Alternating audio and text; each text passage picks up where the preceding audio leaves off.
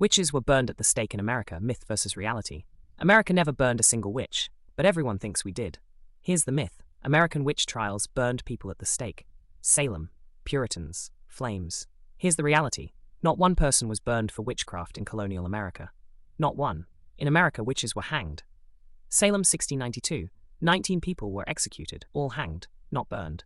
Connecticut witch trials, 1647 to 1663. 11 executed, all hanged. Virginia, Maryland, Pennsylvania. Every colonial witch executed, hanged.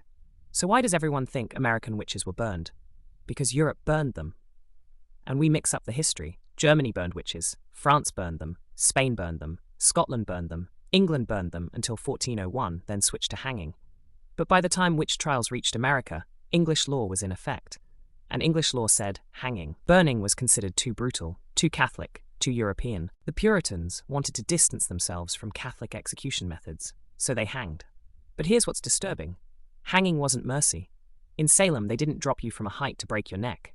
That's a later invention. They used a ladder. You climbed up. They put the noose around your neck. Then they pushed the ladder away. You were strangled slowly. It could take 10 minutes to die, kicking, choking, suffocating. The crowd watched. Your family watched.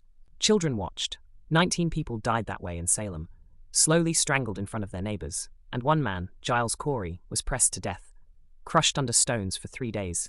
But burned? Never. So why does the myth persist? Because burning is more dramatic, more visual, more witchy. Movies show burnings, Halloween decorations show burnings. The cultural image of witch trials is fire, but in America, it was rope. And we've let the myth erase the actual method. Which means we've sanitized what really happened. Burning sounds medieval, distant, European. Hanging sounds legal, judicial, American. But both are executions, both are murder, both are wrong.